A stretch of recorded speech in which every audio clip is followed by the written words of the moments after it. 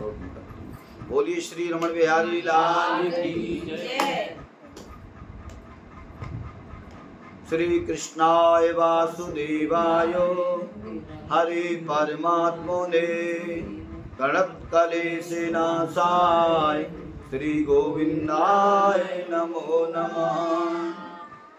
ठाकुर अमरे रमण बिहारी अमरे रमण बिहारी के ठाकुर अमरे रमण बिहारी अमरे रमण बिहारी के साधु सेवा धर्म हमारा काम न दुनियादारी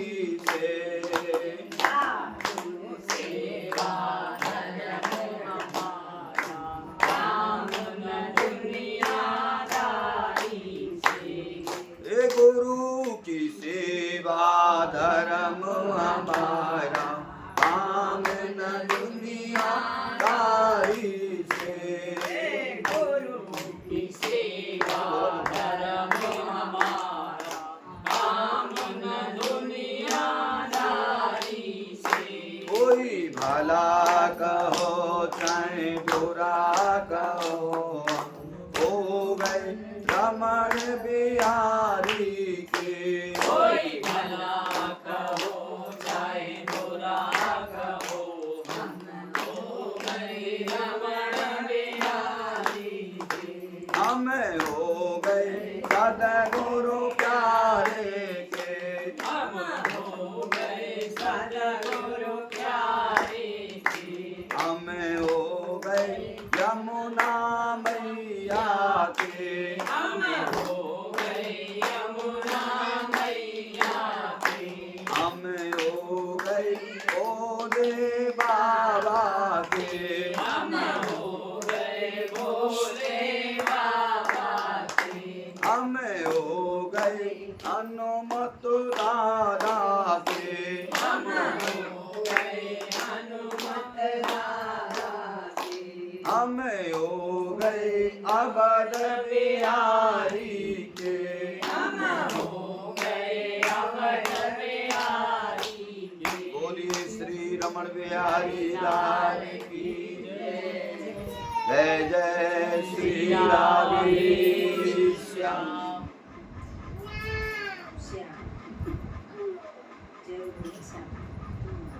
नारायण नारायण नारायण नारायण। सभी शांति पूर्वक भगवान नारायण की सदगुरुदेव भगवान की चर्चाएं सत्संग के माध्यम से श्रवण करेंगे। डिस्टर्बेंस नहीं करेंगे। डिस्टर्बेंस में हृदय का भाव ही गायब हो जाता है। आज वैसे भी चराचर जगत के स्वामी भगवान नारायण का अवतार, विष्णु भगवान का अवतार, श्री कृष्ण भगवान के रूप में आज बहुत ही धूमधाम के साथ ब्रज में मनाया जाता है। आज श्री कृष्ण जन्म अष्टमी महोत्सव भगवान का अवतरित दिवस है। तो सभी लोग मिलकर के भगवान के अवतरित दिवस की हृदय से बहुत बहुत नारायण भगवान को, सदगुरुदेव भगवान को धन्यवाद देते हैं कि हमको हर बार श्री कृष्ण जन्माष्टमी कल काल में और ब्रज में दोनों में ही देखने का शुभ अवसर हमको मिल रहा है। क्योंकि इस जीवन के प्राण को भगवान ही बचा करके रखते हैं, नहीं तो काल 24 घंटे कलेव करने के लिए तैयार रहता है।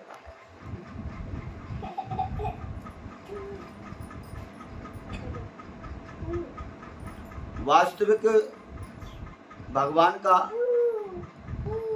अवतार तभी होता है तब धरती पर बहुत ज्यादा पाप और अत्याचार बढ़ते हैं। धरती माता परेशान होकर के ब्रह्मा जी के पास जाती हैं, भगवान विष्णु के पास जाती है, अपना टुकड़ा रोती है। क्योंकि प्रभु ये अत्याचार मुझ पर देखा नहीं जा रहा, जहाँ अनेकों प्रकार से साधुओं की अवज्ञा हो रही है, साधुओं का तिरस्कार हो रहा है, गौ संत ब्राह्मण इन सबको सताया जा रहा है और अत्याचार इतना बढ़ गया है कि ये मुझ पर देखा नहीं जा रहा। आप इसमें कोई ना कोई मार्गदर्शन करिए प्रभु। जब भगवान आश्वासन देते हैं, विश्वास देते हैं कि जाओ, हम जरूर तुम्हारी पीड़ा को हरेंगे और आकर के हम राक्षसों का और निशाचरों का और दुष्टों का नाश करेंगे। आज वो दिन है जो हमारे हृदय के अंदर अगर गहराई से सोचा जाए, श्री कृष्ण जन्माष्टमी महामहोत्सव हमारे भी हृदय के अंदर अनेकों प्रकार के लुटेरों ने डेरा डाल रखा है। काम, क्रोध, लोभ, मोह, अहंकार, मान, बड़ाई, प्रतिष्ठा, सम्मान, ये अनेक प्रकार के राक्षस असुरगण हमारे हृदय में व्याप्त हैं। तो हमारे हृदय में ही भगवान का अगर अवतार हो जाए तो हम अपने इन लुटेरों से मुक्ति पा जाएं, हम भी स्वतंत्र हो जाएं। जैसे हमारा देश सन 1947 में आज़ाद हुआ था, स्वतंत्र हुआ था, गुलामी से दूर हुआ था कल 15 अगस्त के दिन, इसी प्रकार हमारे हृदय में भी अनेकों प्रकार की परतंत्रता, अनेकों प्रकार का ताप, अनेकों प्रकार का दुख व्याप्त है। उसका ही आज अवतरित दिवस है।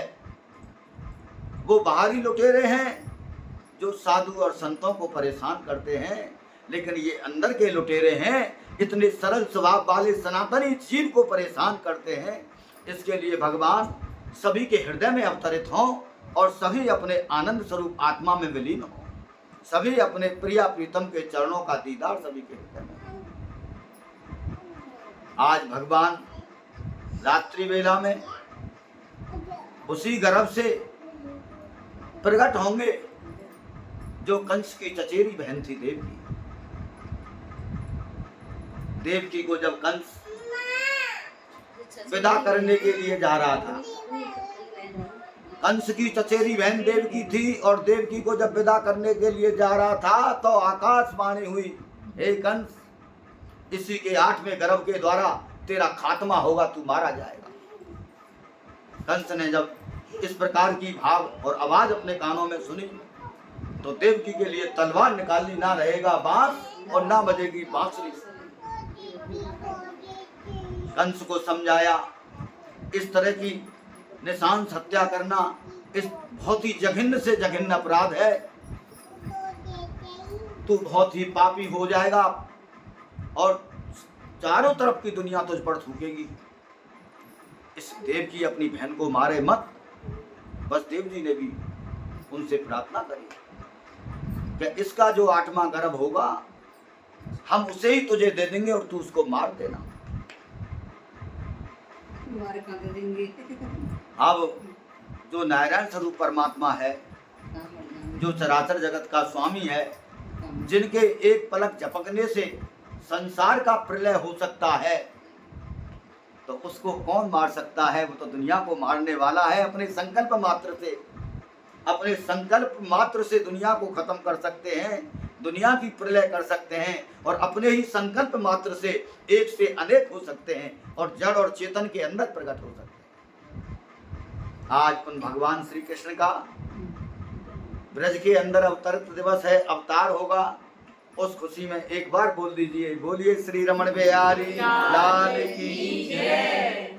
भैया कथाकार है नहीं, कथा आती नहीं है, सब केवल संत सदगुरु हरि चर्चाएं कर लेते हैं। अब कथा पढ़े तो कथा आए, लेकिन मोटा मोटा सा तो कम से कम उदाहरण के रूप में हो ही जाता है, क्योंकि कथा आए या ना आए, लेकिन कथा को जब मौका मिल जाए तो श्रवण कर लेना चाहिए और जितनी हृदय में बैठ जाए उसके भाव को समझना चाहिए। क्योंकि सत्संग वो तत्व है जिसके चलते प्राणी कथा का अधिकारी हो जाता है। गोस्वामी तुलसीदास जी महाराज ने कहा है, राम कथा के ते अधिकारी, जिनको है सत्संग तो प्यारी।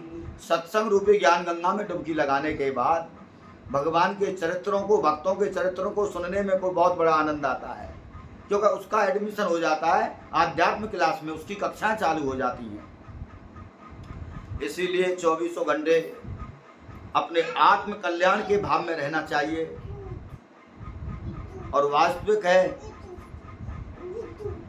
भगवान नारायण की रात्रि के 12 बजे यहाँ धूम मचेगी, मंदिरों में भव्य आरतियाँ होंगी, प्रसाद वितरण होगा और भगवान का अवतार होगा और दुष्ट और राक्षस मारे जाएंगे।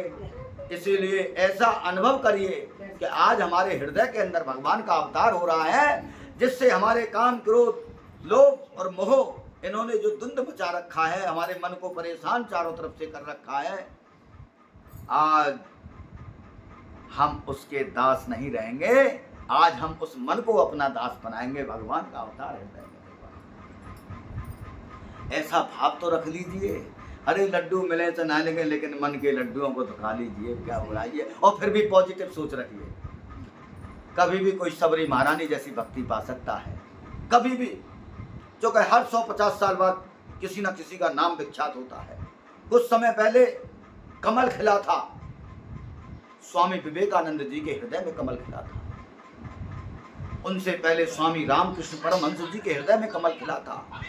वो कीचड़ में ही खिलता है, शरीर कीचड़ रूपी शरीर है, लेकिन इसके अंदर वो प्रेम रूपी कमल खिलता है, जिस कमल के खिलने के बाद वो जीव पूरे संसार का पूजनीय हो जाता है, महात्मा हो जाता है, और भगवान का तदाकार उसके हृदय के अंदर हो जाता है। वही प्रेम स्वरूप जो 24 घंटे प्रत्येक जीव आत्मा को पलकों पर रखता है, बुरे और भले कर्मों को भी नहीं देखता है। अगर कोई भक्ति मार्ग पर चलने वाले हैं, जितने भी लोग, जितने ने भी भगवान के मार्ग का आश्रय लिया है, अगर भगवान उसके अवगुणों को देखना चालू कर दें, उनकी कमियों को देखना चालू कर दें, तो कोई भगवान का शुद्ध भक्त नहीं बन सकता है। उन परम प्रभु के चरणों में हमको 24 घंटे अनुराग रखना चाहिए, प्रेम रखना चाहिए, क्योंकि प्रभु वास्तविक ही जब कृपा करते हैं, जब प्रभु की विशेष और अति कृपा होती है, जब किसी महंत सदगुरु का दर्शन करा देते हैं और किसी संत से मिला देते हैं, तो समझ लेना कि हमारी आत्मा पर भगवान मेहरबान हैं। उनकी अति कृपा है जो हमको किसी संत का सानिध्य प्राप्त कराया या सत्संग में हमको पहुंचाया।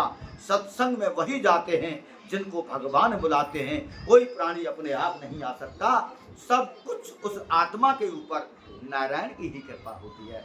एक बार प्रेम से बोलिए, बोलिए नारायण भगवान की जय। भक्ति का स्वरूप क्या है? भक्ति कहते किसे हैं और भक्ति होती कब है? भक्ति का स्वरूप है निर्मल मन। मन की तरंग मार लो बस, यहां तक पहुंच जाए केवल। मन की तरंग मार लो बस, हो गया भजन, आदत बुरी सुधार लो बस, हो गया भजन। मन शुद्ध हो गया, करनी नहीं पड़ेगी, 24 घंटे होगी, क्योंकि भक्ति और प्रेम के अलावा फिर कुछ नहीं बचा। दूसरा, भक्ति वास्तविक विरक्ति के बाद ही चालू होती है, उससे पहले तो साधन होता है। साधन होता है नेम करना, टेम करना, मंदिर जाना, महादेव बाबा नवाना, चामड़ मैया नवाना, तुलसी महारानी में जल डालना, सूर्य भगवान को, ये सब साधन है। लेकिन जब साधन साध्य हो जाता है तो मन उस समय निर्मल हो जाता है। भगवान कृपा करते हैं। ऐसे ऐसे किसी संत से किसी भक्त ने प्रश्न पूछा कि महाराज, क्या विरक्ति और सन्यासियों को ही भगवान का दीदार होता है, गृहस्थियों को भी हो सकता है क्या? संत बोले, अगर गृहस्थी आश्रम में रहने वाला प्राणी अपनी ईमानदारी से गृहस्थी का पालन करे और जो मानवता की मर्यादा है उसके अंदर रहने में और सिया राम में कार्य करे, जैसे रामचरित मानस जो भगवान श्री राम ने चरित्र किए हैं उसी के आधार से अपने गृहस्थी का पालन करे, तो उसको विरक्ति से पहले भी भगवत प्राप्ति हो सकती है। क्योंकि घर परिवार में रहने के बाद भी अगर जिसका 24 घंटे अखंड भगवान के चरणों में बना हुआ है, वो साधारण परिवार नहीं, वो भगवान का एक घर है, भगवान का एक मंदिर है। उसमें प्राणी गृहस्थी आश्रम में रहते हुए 24 घंटे की भक्ति करता है। जगता है तो आराधना, धन्य हो प्रभु, आपने बहुत अच्छे से जगाया। धरती माता को प्रणाम, आराध्य इष्ट को प्रणाम, गुरु को प्रणाम। चले अपने मंदिर में झाड़ू लगाएंगे, भगवान आएंगे। क्योंकि जितने भी महापुरुष हुए हैं ज़्यादातर गृहस्थी भी हुए हैं, उन्होंने भगवान को प्राप्त किया है। घर परिवार में रहते हुए ऐसा भाव रहे, कर से कर्म करो विदनाना, मन राखो जहाँ कृपा निधाना। इन हाथों से, इन कर कमलों से अनेकों प्रकार का घर गृहस्थी का कार्य करते हुए मन गोविंद के चरणों में लगा रहे और घर परिवार का काम होता रहे। एक हाथ से गोविंद का चरण पकड़ करके रखें और जब कार्य पूरी निवृत्ति हो जाए, शाम को कार्य पूरा हो जाए, दोनों हाथों से भगवान का चरण पकड़ के 5, 10, 20, 25 मिनट डूब करके भजन कर लें। और दिन में राम रसोई में अन्नपूर्णा में प्रसाद बना रहे हैं तो वो कीर्तन करते हुए वाणी से वो प्रसाद बनाया जाए। इधर उधर की बातें, मोबाइल की बातें बनाने वाले समझ लें, सोच लें अच्छी तरह से, वो प्रसाद नहीं होता है, वो भोग नहीं होता है, वो खाना होता है। और खाना तो कभी कभी उल्टे सीधे राग में भी डाल देता है, ये समझ लीजिए। क्योंकि रसोई बहुत पवित्र होती है। रसोई जो है सीता जी की रसोई है, उसमें हरे कृष्ण कृष्ण कृष्ण हरे हरे, हरे राम राम राम हरे हरे, हरे कृष्ण कृष्ण कृष्ण हरे हरे, हरे राम राम हरे। इस प्रकार से अपनी राम रसोई में प्रसाद बनाएं। गुरु मंत्र का मन ही मन जाप करके प्रसाद बनाएं, या मोबाइल विज्ञान के माध्यम से यूट्यूब पे किसी महापुरुष की कथा, सत्संग, कीर्तन सुनते हुए भगवान का प्रसाद बनाएं। वो भोग होगा, भगवान का भोग लग जाएगा अपने गोपाल जी को या अपने भोलेनाथ को, जो भी जिसके आराध्य घर में विराजमान है, उनका जब भोग लग जाएगा तो वो प्रसाद बन जाएगा। और अगर कभी कोई संत महात्मा आकर के प्रसाद को पहले पा लें और वो महाप्रसाद हो जाएगा, हमारा एक एक कौर जाएगा, वो हमको पाप से मुक्त करेगा। प्रसाद का रूप होता है। रसोई करते समय प्रसाद बनाएं, कपड़ा धोते समय भगवान का नाम लें। अगर वॉशिंग मशीन पर नहीं धो रहे, राम राम राम। ऐसा हुआ, एक संत गए वृंदावन के मलुक पीठाधीश्वर स्वामी राजेंद्र दास जी महाराज, गैयाबाई बाबा गए गुजरात में। उन्होंने भक्तमाल की कथा की, क्योंकि वो रसिक संत हैं, बहुत अच्छे महापुरुष हैं, साक्षात्कारी संत हैं। तो उनके मुख का वाणी का जो श्रवण करते हैं, उनके हृदय के ताप खत्म हो जाते हैं। जो श्रवण कर उसको आत्मसात कर क्रिया में उतारते हैं तो उनका मंगल ही हो जाता है। ऐसे महापुरुष हैं। उन्होंने वहाँ जब कथा की और सत्संग सुनाया, भागवतिक आध्यात्मिक लीलाएं सुनाई, चरित्र भक्त के चरित्र सुनाए, तो एक लास्ट में एक व्यक्ति आया और आकर के बोला, गुरुदेव के चरणों में प्रणाम किया, क्या हे गुरुदेव, बहुत गरीब हूँ और लोहारगिरी का कार्य मुझे मिला हुआ है और हथौड़ा बजाने का मेरा काम है। पूरे दिन हथौड़ा बजाता हूँ, जब 200 से 400 रुपये ले जा करके अपने परिवार का खर्च चलाता हूँ, लेकिन भजन भक्ति करने का मेरा बड़ा मन होता है। अब देखो, संत जब जीवन में आते हैं तो वसंत लेकर के आते हैं। उसके जीवन में संत आ गए, कितना सुंदर मार्गदर्शन कराया। बोले भैया, हथौड़ा से तो ठोका ठाकी पीटा पाटी करता होगा लोहे को। हाँ, जब लोहे को पीटा करे, जैसे ही ऊपर से नीचे लाए करे, राम राम राम, तू राम ही राम का नाम जप। जितना भी कोई कार्य करे, उस कार्य के करने में तू अपने राम को शामिल कर ले। और जिस कार्य में राम शामिल हो जाता है, वो कार्य नहीं रहता, वो सेवा हो जाती है। और वो सेवा धर्म से जुड़ जाती है, वो ही आध्यात्म बन जाती है और हर वक्त की 24 घंटे की भक्ति प्रदीप्त कर देती है। उसको समझा करके गुरुदेव वहाँ से चले गए। दोबारा से मौका मिला उसी शहर में 2, 4, 5 साल बाद, जब महाराज जी को स्मरण आया तो उस चेले से मिलते हैं, उस भक्त से मिलते हैं। तो जाकर के उस भक्त से मिले, बोले बेटा क्या हाल है। महाराज जी को देखते ही आंखों से आंसू की धारा बह निकली। बोले हे गुरुदेव, जब से आप बता करके गए हैं, पहले तो नाम लेना पड़ता था, अब लेना नहीं पड़ता है, अपने आप ही हर वक्त निकलता है। एक मशीन थी, कई मेरे पास मशीन हो गई और कई मेरे पास नौकर हो गए और मैं बड़ा मस्त हूँ। हर समय भगवान का नाम मेरे हृदय से निकलता है। देखो क्या संत की क्या चमत्कार होता है। हे गुरुदेव प्रणाम आपके चरणों में, सारे तीर्थ धाम आपके चरणों में। हे गुरुदेव प्रणाम आपके चरणों में, सारे तीर्थ धाम आपके चरणों में।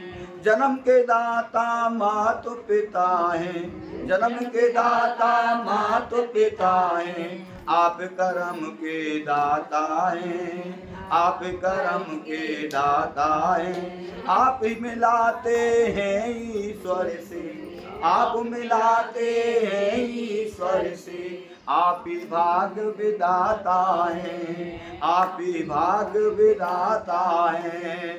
रोगी तन को दुखिया मन को, रोगी तन को दुखिया मन को, मिलता है आराम आपके चरणों में। हे गुरुदेव प्रणाम आपके चरणों में, हे गुरुदेव प्रणाम आपके चरणों। बोलिए संत सद्गुरुदेव भगवान। 24 घंटे उस अखंड ज्योति का ध्यान रखिए, किसी भी तरीके से वो ज्ञान रूपी ज्योति जले। अरे जब तक ज्ञान की आवश्यकता है तब तक हमें कल्याण की जिज्ञासाएं, कल्याण का लक्ष्य पता नहीं है, फिर एक मार्ग अलग हो जाता है भक्ति योग शरणागति। जब तक तो हमको ज्ञान मार्ग पर भी चलना होगा, इतना ज्ञान तो हमको लेना होगा जो हम सिद्धांत से भक्ति करना सीख लें। अगर इतना भी ज्ञान नहीं लेंगे तो हम कभी भी गिर सकते हैं।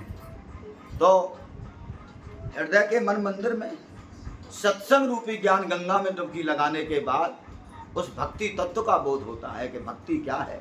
वास्तविक ही भक्ति सुखों की खान है, लेकिन इसको बिना सत्संग के कोई पा नहीं सकता है। भगवान ने कहा है, गोस्वामी तुलसीदास जी महाराज ने, भक्ति स्वतंत्र सकल सुख खानी, बिन सत्संग ना पावे प्राणी। जो सत्संग रूपी ज्ञान गंगा में डुबकी लगाने से हृदय में बोध होता है, सत्य और असत की पहचान होती है। यह सब जीव पर गुरु अनुग्रह होता है, गुरु की कृपा होती है, तभी प्राणी को सत्संग मिलता है, तभी प्राणी को भगवान के चरणों में प्रेम होता है।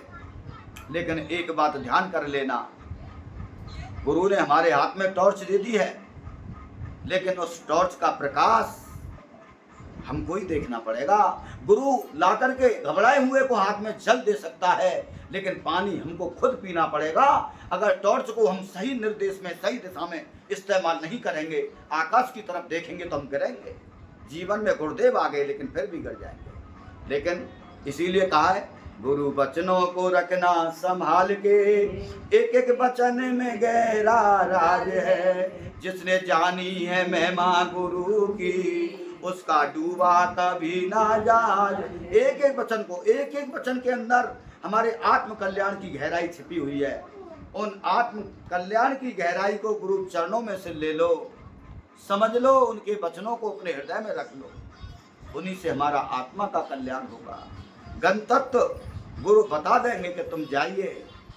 रास्ते में कंकड़ पत्थर मिलेंगे, अविद्या माया रूपी कंकड़ पत्थर मिलेंगे।